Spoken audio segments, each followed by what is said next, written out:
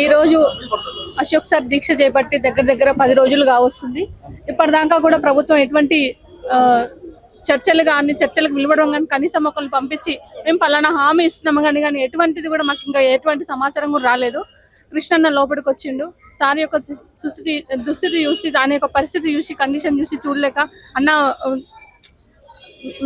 దీక్ష విరమించి ఎందుకు ఇదంతా ఎట్లా ఉందంటే సార్ ఎంత చెప్పినా కానీ ససేమిరా వినలేదు. అన్న కూడా ఒక హామీ ఇచ్చిండు, నేను వెళ్తాను అక్కడికి వెళ్ళి నేను వాళ్ళతో మాట్లాడి నేను దీని గురించి ఏదో తెలుసుకుంటానని సార్ కూడా హామీ ఇవ్వడం జరిగింది. నేను గవర్నమెంట్కి నేను ఒకటే చెప్తున్నానండి, ఇంకెన్ని రోజులు ఉంచుతారండి లోపల, ఇంకెన్ని రోజులు ఉంచుతారు, ఏం చేయాలనుకుంటున్నారు అసలుకి? అక్కడ లోపల సిచ్యువేషన్ ఎలా ఉందంటే అసలుకి చూడడానికి కూడా అసలుకి కళ్ళు అసలుకి ఏంది సార్ ఇలా అయిపోయాడనే మొత్తం ఒక బిక్క బీసీ అసలుకి శరీరం ప్రాణంలో అసలు శరీరం ఉందా లేదా, బాడీ ఉందా లేదా అనే సిచ్యువేషన్కి వచ్చేసింది.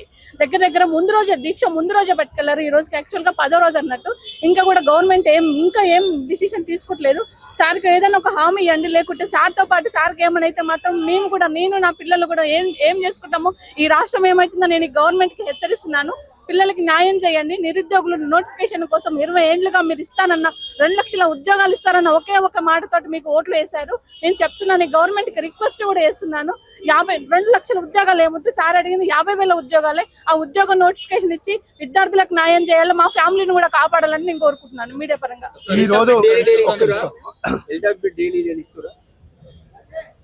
బీపీ షుగర్ టెస్ట్ చేస్తున్నారు, బ్లడ్ టెస్ట్ రోజుకి ఒకసారి చేస్తున్నారు. నిన్న కీటోన్స్ మొత్తం పడిపోయినాయి. ఈ రోజు కూడా క్రిటికల్ గానే ఉంది. ఇంకా కిడ్నీ ఫంక్షనింగ్ కూడా తగ్గిపోతుందని చెప్తున్నారు డాక్టర్. షుగర్ ఫ్లూయిడ్స్ పెట్టి దాన్ని మెయింటైన్ చేస్తున్నారండి. షుగర్ ఫ్లూయిడ్స్ నిన్న తగ్గిపోయినాయి, ఫ్లూయిడ్స్ పెట్టి కొంచెం దాన్ని మళ్ళీ మెయింటైన్ చేస్తున్నారు. కానీ సార్ పరిస్థితి అయితే అసలుకి మింగడానికి లాలాజలం కూడా రావట్లేదు, ఆ స్థితిలోకి వెళ్ళిపోయింది. అసలు వాటర్ లెక్క ఏం లెక్క లోపల పేగులు ఎండిపోయి మాట్లాడే సిచ్యువేషన్ లో కూడా లేడు సార్. ఇప్పుడు నిరుద్యోగులకు నోటిఫికేషన్లు ఇస్తారని ఆశ చూపించి వాళ్ళకి ఏదో కుక్కల గాట్ల బిస్కెట్లు వేసినప్పుడు అదిగో త్వరలో అనుకుంటా నిరుద్యోగులను మభ్య పెడుతూ ఇప్పటికి 21 నెలలు కాలం గడిపింది. ఇంకా ఎన్ని నెలలు వెయిట్ చేయమంటున్నారు? అశోక్ సార్ నిరుద్యోగుల కోసం వెంటనే నోటిఫికేషన్ విడుదల చేయాలని ఇప్పుడు దీక్ష కూర్చున్నాడు. సార్ పరిస్థితి చాలా క్రిటికల్ గా ఉంది. చెప్పడానికి కూడా నోరు రావట్లేదు, చూడడానికి కూడా పర్మిషన్ ఇవ్వట్లేరు. పోలీసు వాళ్ళు మొండిగా వ్యవహరిస్తున్నారు. ఎవరు వస్తే వాళ్ళ డీటెయిల్స్ రాసుకోవాల్సిన అవసరం ఏముంది? ఇది ప్రజాపాలన అన్నారు, ఇది ప్రజాపాలన లెక్క లేదు, నిరంకుశ పాలన లెక్క ఉంది. ఇది పోలీస్ రాజ్యమా లేకుంటే ప్రజారాజ్యమా? అసలు నేను రేవంత్ రెడ్డి గారిని ఒకటే అడుగుతున్నాను, మీరు ఎందుకు ఇచ్చారు జాబ్ క్యాలెండర్? 2 లక్షలను ఎందుకు మెన్షన్ చేశారు? దేనికి మెన్షన్ చేశారు? నిరుద్యోగులకు ఆశని కల్పించారు. మీరు నిరుద్యోగులు మాకు ఇంతమంది గవర్నమెంట్ నోటిఫికేషన్ ఇవ్వలేదని మీరు 2 లక్షల ఉద్యోగాలు జాబ్ క్యాలెండర్ లో మెన్షన్ చేశారని ఒకే ఒక ఉద్దేశంతో తల్లిదండ్రులకు చుట్టాలకు అందరూ చెప్పి మీకు ఓట్లు వేయించి మీరు పదవి వచ్చిన తర్వాత ఈ విధంగా నిరుద్యోగులు మీకు కళ్ళకు కల్పించట్లేదా? మీరు అసలు మీరు ఏమనుకుంటున్నారు? వీళ్ళు మనుషులు గారా?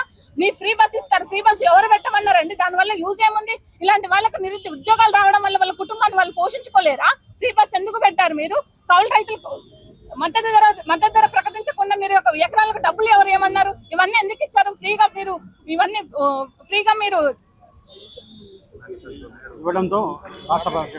ఫ్రీ హామీలు ఎందుకు ఇచ్చారు? మీరు ఉచిత హామీలు దేనికి ఇచ్చారు? అదే ఉద్యోగాలు ఇస్తే వాళ్ళు ఉద్యోగం చేసుకుని వాళ్ళ కుటుంబాన్ని పోషించలేరా? వాళ్ళ తల్లిదండ్రులను పోషించలేరా? ఇంత నిరుద్యోగుల మీద గవర్నమెంట్ ఇంత మొండిగా వ్యవహరించమనేది వీళ్ళకి ఫ్యూచర్ లో వీళ్ళకి అర్థం అవుతుంది. ఇప్పుడు అర్థం కాదు. నేను చెప్తున్నాను, వెంటనే జాబ్ క్యాలెండర్ రిలీజ్ చేయాలి. సార్ ప్రాణాలు కాపాడుకోవాలి. అదే విధంగా నిరుద్యోగులకు కూడా న్యాయం చేయాలి.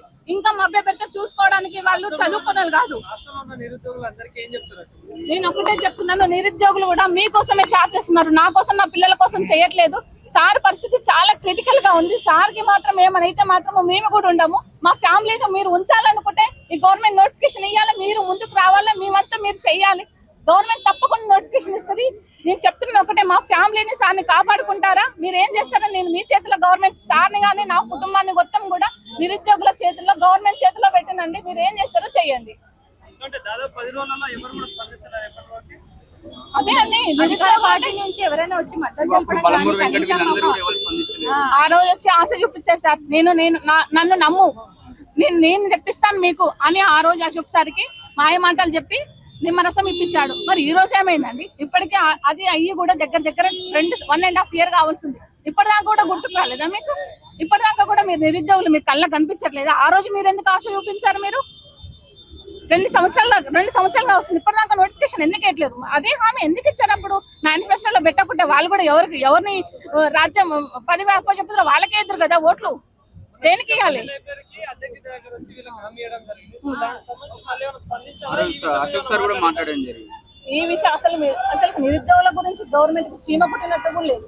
వస్తున్నారు వాళ్ళు షోకాప్ డబ్బలాగా వస్తున్నారు, ఏదో మీడియాలో ఏదో 4 మాటలు హామీ ఇస్తున్నారు, వెళ్ళిపోతున్నారు అంతే. దాన్ని అమలు చేసేటప్పుడు ఎవరు లేరు. అసలు రేవంత్ రెడ్డి వీళ్ళని కలుస్తుందా? వీళ్ళకి ఇన్ఫర్మేషన్ వెళ్తుందా?